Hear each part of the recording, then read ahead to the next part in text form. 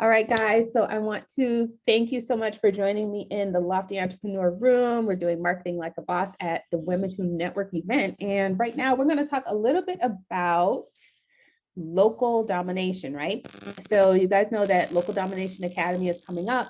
I want to give you a couple tips for you to think about if you decide that you want to start marketing your business locally. So tip number one is it's from the cards method, what I call my cards methods. For C, the letter is C, is to commit to a certain area, right? So for some people, that area might be a city, but for some people, it might be a neighborhood. For instance, when I lived in Atlanta, I lived in the Glenwood Park area.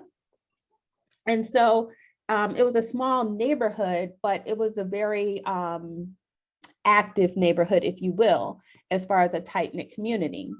And so there were other communities like Kirkwood, certain parts of Decatur, things like that, that were very tight-knit. So to become a local celebrity in those areas was very easy if I concentrated my focus. This works really well with restaurants, dry cleaners, hair salons, any sorts of professional services. You wouldn't believe how plumbers and electricians, carpet cleaners, house cleaning services, they made their business literally by just focusing their attention on being the name to know in that area. And then anytime somebody would get on social, hey, anybody know a great plumber? Oh yeah, such and such down the street. Next thing you know, you're getting business. And it's just because the people around you know you so well. But it takes time to build that. You can't do that. You can do it in a larger area, but it takes much more time and energy.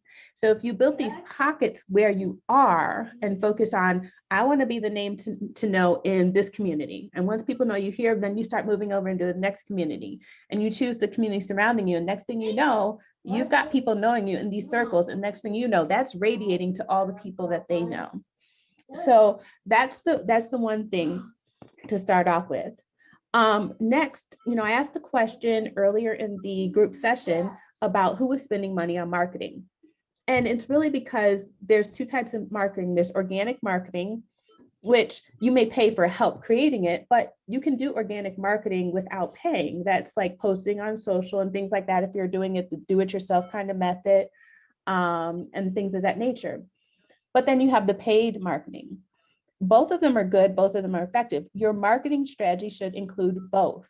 So if you're currently not spending money on marketing, I need you to look in your budget and see where can I carve out $50 or $100 at least a month that I can commit. That's that C word again, commit to doing it consistently. Paid marketing helps you to move with speed. Paid marketing helps you to move faster and to be seen by more people in a smaller amount of time. But paid marketing goes away quickly. You put an ad on Facebook, it goes out, and then it's gone if the person happens to see it. Versus organic marketing is, like your social media or, sponsoring, I'm sorry, not sponsoring, like your social media posts. Those will stay there forever. And if you do things right, for instance, say you're a business to business person and you're putting an article on, say, LinkedIn, guess what? LinkedIn has huge domain authority with Google. So if you're doing it right, when people start to Google your name, now your stuff on LinkedIn, not necessarily your personal profile, but like on a business page, an article, that's going to show up in search engines. That's organic marketing. That has staying power. There's stuff on the internet that I wrote back in 2012 that will still pop up with my name. So it's good to combine both of those. When you localize that same marketing, with your neighborhood in it, or you focus on the neighborhood, again, when things come up for people who are looking for stuff in your area, you will pop up versus somebody who's just generally promoting themselves. So there's a lot of businesses out there who really don't focus on local marketing. That's why at this point, it is possible for so many of you to really take over because everybody's so focused on social. Oh, I want to have a zillion followers. Okay. If you have 1 million followers, but none of them do anything but click like on your picture and they don't buy from you and they can't walk into your store locally, does that really help you? Not so much. It's an ego stroke, but that's about it. We're not in business to get our ego stroke. We're in business to make money. So, keep those things in mind when you're thinking about that. So you definitely want to have a mix between organic and paid. If you're not currently spending money on your marketing, start little by little. I know it's not easy, especially if money is tight, but I guarantee if you look at something that you're doing, you can figure out a way to commit even $50, $25 a month, to something that is, come hell or high water, you will spend that $25 to market your business. But the smaller your budget, the more strategic you have to be with what you're doing. So just keep that in mind. That's where I kind of come into play. I want to open it up for you guys to ask a few questions regarding your marketing. So if you guys have questions about local marketing in general, feel free to either unmic or raise your hand and we'll go from there.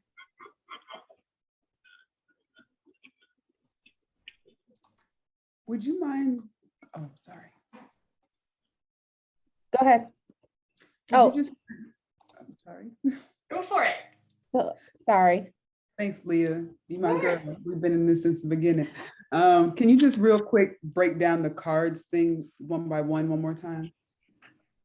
So the first two, I didn't do all four. You learned the full cards method is in Local Domination Academy. C is commit to an area. Mm-hmm. So for instance, what is your business? I run a private branding agency in Atlanta. Okay. So for you, who is your target client? Membership and tourism brands. Say it again. Membership and tourism brands. Okay. Mm-hmm. All right. So for you, it's really, I would be looking at like the page that, Atlanta puts out about, like the different things to see and do in Atlanta. Mm-hmm. And that's what I would focus on. But also, if you're looking to kind of build that up, you may want to think about a certain part of town, mm-hmm. because obviously the things to do in Buckhead versus downtown versus Decatur and the smaller cities, is very different. So again, decide on where you would want to specialize and you build out from there, and then you become the name that helps to enhance brands in that area, and then it springs out from there. The A in the card is about assess the needs of that particular area. So for instance, say that you are, let's see, Imani, what do you do? I have a virtual pop-up and marketplace for BIPOC and POC businesses. And what do you sell? What kind of marketplace? What do you sell? Products and services, but focusing on product-based businesses. What kind? Across the industries: home, beauty, lifestyle, food. And where do you tend to do your pop-ups? So they're virtual. So we have folks who are in New York, Georgia, California, Indiana, all over. And do you make your money by the vendors paying you to participate in the pop-ups? Yes. Okay. And there's also membership tiers and other sorts of. So like for you, you might consider, even though your overall pop-up to the public is multiple people everywhere, you might decide if you're based in Atlanta, or you're based in New York, wherever you're based, a neighborhood there, can I get 5 or 10 businesses to showcase and become the person that helps them to showcase their services elsewhere? You become the person in this neighborhood, and then that's going to get around to other shops. Same thing. And then you become the person who's known, oh man, if you've got a business in Brooklyn and you want your stuff out there, you need to talk to Imani. She's going to get you everywhere. And then you can go and copy that and do that in Atlanta, and same thing. And then when you decide you want to do like your big event, right, with all the different places, then you can do your giant event to the public, but because you have two bases. You have the shop owners, and then you also have the public. So you have two audiences. So that's how you would localize it, by focusing on how do I get the people in this area to know me, to buy from me, to want to participate, get them to know you as the go-to person if they want results virtually, basically participating in using other people's events and audiences to get their sales going. Then you do that in other places, and that will help to elevate you. Make sense? Thank you. I appreciate that. Yeah. Yeah. So, and then really talking more about like the assessing and the needs, like if you're working with a neighborhood, if the neighborhood doesn't have a, like it's missing something from the community, say it's missing like a community park or something like that, right? Well, you can begin to think about, okay, well, how can I become involved in helping the community get something that they need that helps the community, but then also shines a light on me, either directly in what you do or directly on you personally, which then gives you visibility to then be able to share what you do in another vein. So all roads are not direct. Sometimes there's a little bit of, maybe instead of going A, B, you have to go A, B, C. But that's when you assess the needs and you move from that space, then you're being of help to the community, a resource. And then as a resource in the community, people will know you. And as they know you, they'll know what you do in the community involvement and outside of it. Make sense? That's awesome. Yes. Okay. Any other questions? My question was with regard to like when you're trying to localize, what are the strategies that are most helpful in like whether, so on the one hand, it makes sense if I'm just trying to go out in person and say I'm going to create an event and it's going to be in this location because I'm trying to attract this group of people in this spot. If I'm trying to do that using maybe social media or maybe just virtual groups, are there tools and strategies that can help refine who it is that reaches my message? I know Facebook does, but I don't know about other search engines or other social media outlets. Right. So who's your target market again? So I would say professional is like, so I'm a coach, introverted and sensitive professionals. Mm-hmm. And that can be in a multitude of arenas, but that would be my target market. And in terms of the location, it would be in the Portland, Oregon area. Okay, so first thing is I would suggest that you narrow that down, right? Because a professional versus a business owner, yes, business owners are professionals, but professionals are not necessarily business owners. Uh-huh. So that's number one, because you're talking to two different markets when you're doing that. And so the needs of a business professional, the problem you solve for a business professional is going to be different than somebody who is, say, an executive, right? For somebody else's company. So your messaging is going to be different, and what will strike a nerve with them is going to be different. So that's number one. You need to narrow that down much further. Mm-hmm. Secondly, once you do that, then you may decide if you're going to hold an event. Think about, okay, if it's business owners, is there a small business district, near you, a certain like kind of hub? Is there a certain, community, a strong community of business owners? Because that might be the place where you nestle in, you nest, and you begin to kind of work your way through things. Same thing for an event, with business professionals. You might find like, is there a certain one that really has the profile of the people that you're looking for? So I literally would take some more time to look and literally create that avatar of that person who you see. Close your eyes. Who do you see sitting across from you? How much do they make? What do they do? What is their family life? What are their hobbies?